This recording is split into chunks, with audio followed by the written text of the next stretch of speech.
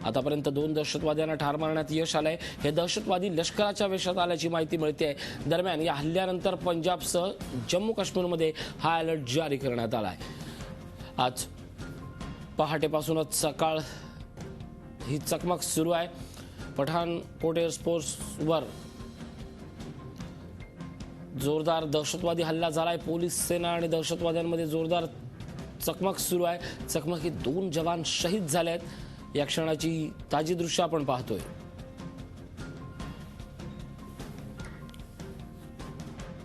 कल एसपी साहब की पहले गाड़ी जो छीनी थी, उसके बाद जो आज अटैक हुआ उसके संबंध में रेड अलर्ट किया हुआ है यहाँ पे सारे शहर में।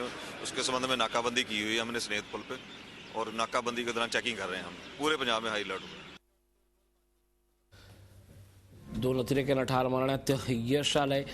पठाणकोट एअरफोर्स स्टेशनवर आज सकाळीच दहशतवाद्यांनी हल्ला चढवला। खरं तर हा एक मोठा दहशतवादी हल्ला असण्याची शक्यता आहे।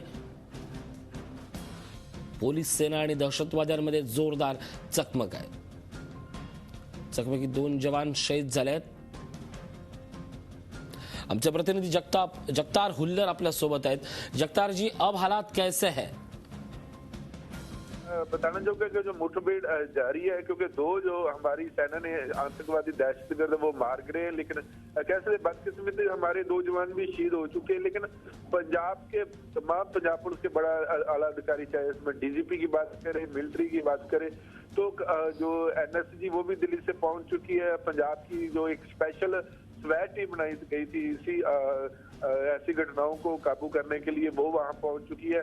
लेकिन अभी जितने पंजाब के जो पुलिस के जहाँ मिलिट्री के, वो अभी भी वहाँ एयरफोर्स स्टेशन पे, क्योंकि जो दहशतगर्द आए थे उनका जो टारगेट था, यही मकसद था कि एयरफोर्स स्टेशन को उड़ाया जाए। तो कहीं ना कहीं अभी मुठभेड़ जारी है। 2 जो आतंकवादी वो मार गए, लेकिन अंदर से गोलाबारी जारी है। जगतार जी, कुल मिला के 6 दहशतगर्दी होने की संभावना बताई जा रही है, क्या कहेंगे इसके बारे में?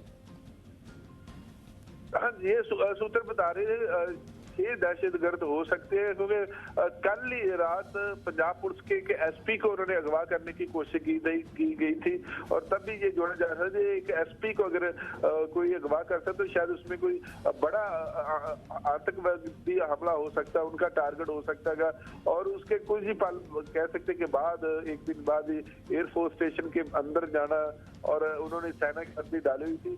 तो कहीं ना कहीं जो लगता है कि ये एक जो दहशतगर्द है, सूत्र ये भी बता रहे कि ये जैश-ए मोहम्मद की जो कार्रवाई हो सकती है, तो वो पंजाब में पहले ही आ चुके थे। और 3 दिन पहले ही बठिंडा से एक उनका जो दहशतगर्द को एक कह सकते हैं कि खुफिया जानकारी देने वाला एक एयरफोर्स से टाइड अधिकारी को भी पकड़ा था।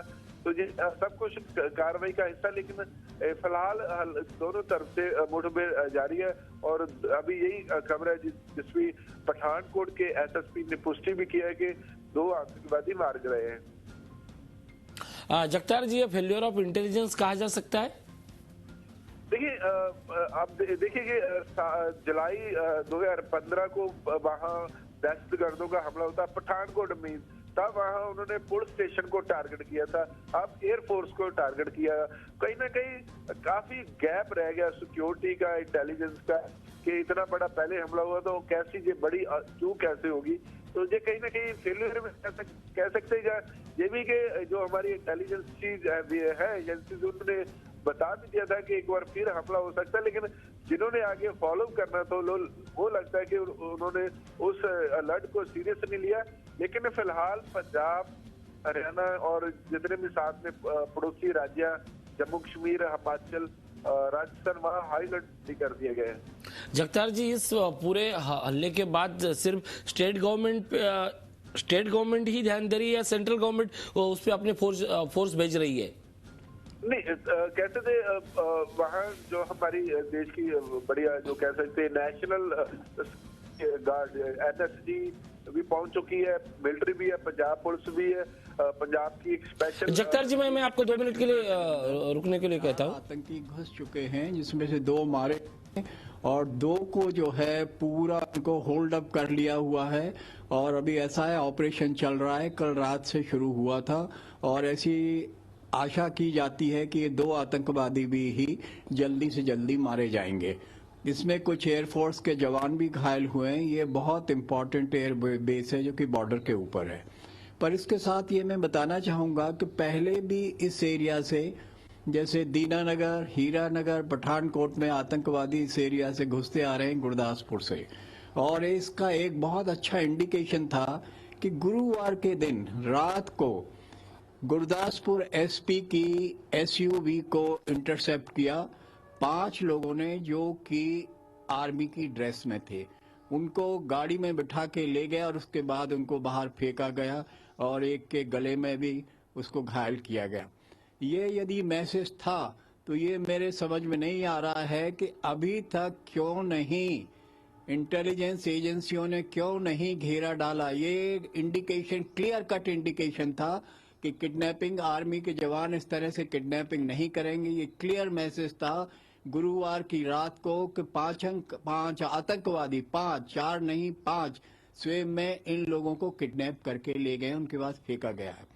आर्मी जो है, आर्मी ने भी वॉलंटियर किया था, जो कि योल में इनका हेडक्वार्टर है, वहां से कि हम पुलिस की मदद कर सकते हैं, क्योंकि ये सिविल एरिया में था। शायद खबर मिली है कि पुलिस ने कहा कि नहीं, हम ही इनको घेर करके पकड़ेंगे।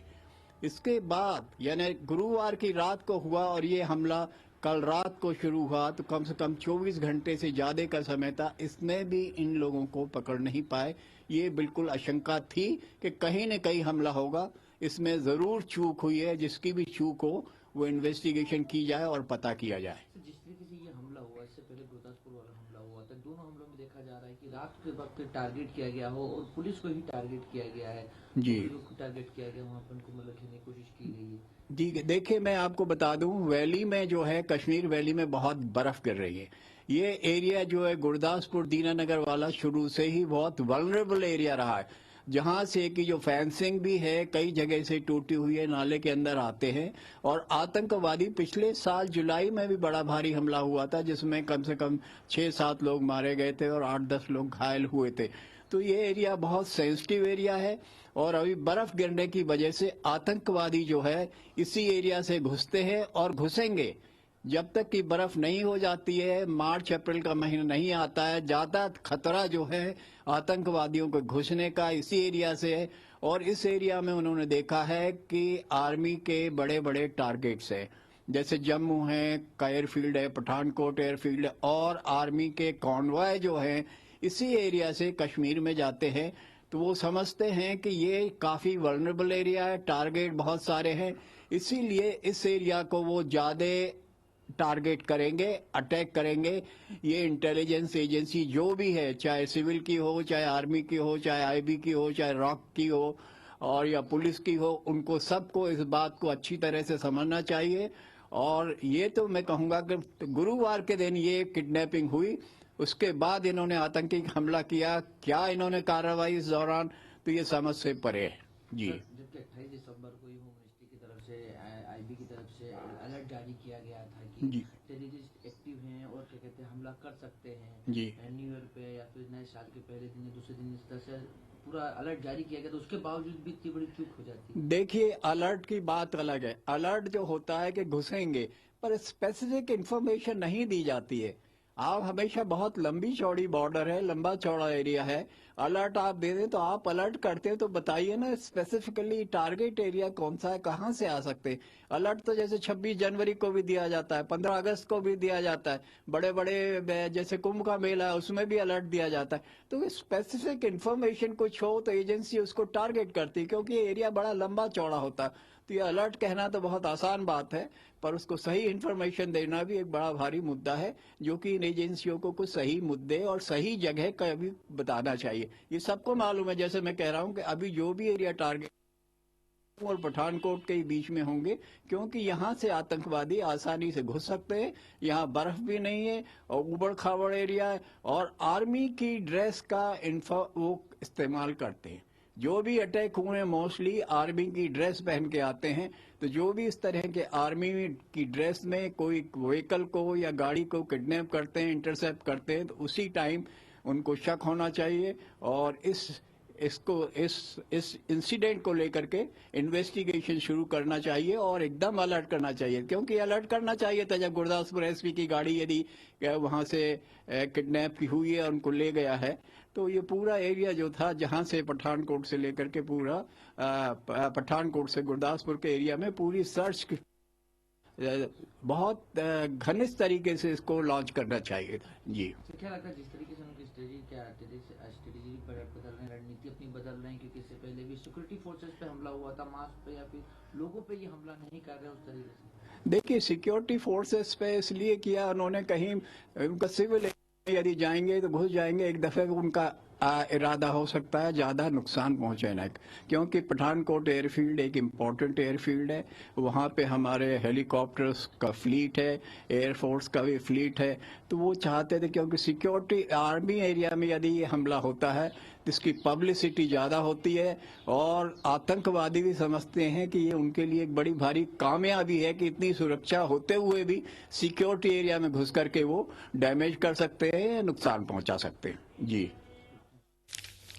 आपण या संदर्भात अधिक चर्चा करूयात। निवृत्त विंग कमांडर अशोक मोते सर आपल्यासोबत आहेत।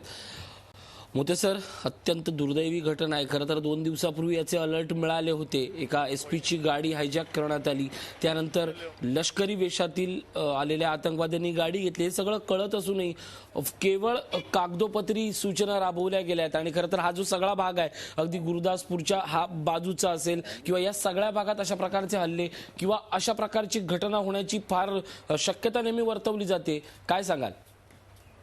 तुम्ही म्हणता ते अगदी खरं आहे, अशी शक्यता वर्तवली जाते आणि अशा घटना वारंवार घडतात। कोणत्याही लोकशाही देशामध्ये आपल्याला फार कडक किंवा एखाद्या विशिष्ट समाजाविरुद्ध ऍक्शन घेणं कठीण असतं आणि तसं काही करण्याचा प्रयत्न केला तर असहिष्णुतेचा आरोप होतो। याच्यामध्ये तुम्ही जर सकारात्मक दृष्टीने बघाल तर हा हल्ला झाल्यावरही एअरफोर्स स्टेशन पठाणकोटच्या मंडळींनी त्याचा सक्षम प्रतिकार केलेला आहे आणि फक्त पेरिफरी म्हणजे बाहेरचा जो भाग आहे तिथे अफेक्ट झाला आणि दुर्दैवाने 2 गार्ड्स गेले, पण टेक्निकल एरियापर्यंत दहशतवादी पोहोचू शकलेले नाहीत। त्यामुळे जी विमानं होती आणि बाकीची यंत्रसामुग्री होती आणि हेलिकॉप्टर्स आणि इतर विमानं होते त्यांना काहीही क्षती पोहोचलेली नाही। तेव्हा आपण या गोष्टीचा सकारात्मक दृष्टीने विचार करूया आणि जरी नागरी आणि पोलीस प्रशासनाचं थोडंसं दुर्लक्ष झालं असेल तरी भारतीय वायुसेनेने मात्र आपलं काम चोख केलेलं आहे, हे आपण लक्षात ठेवायला पाहिजे। नक्कीच, धन्यवाद सर आमच्याशी बोलल्याबद्दल। इथे दृश्य आहेत आपण पाहतोय, अत्यंत कडक सुरक्षा व्यवस्था या ठिकाणी आता करण्यात आलेली आहे। वाहनांची पूर्णपणे तपासणी होते। पंजाबच्या पठाणकोट एअरफोर्सवर स्टेशनवर जोरदार हल्ला झालाय। झी 24 तास रहा एक पाऊल पुढे।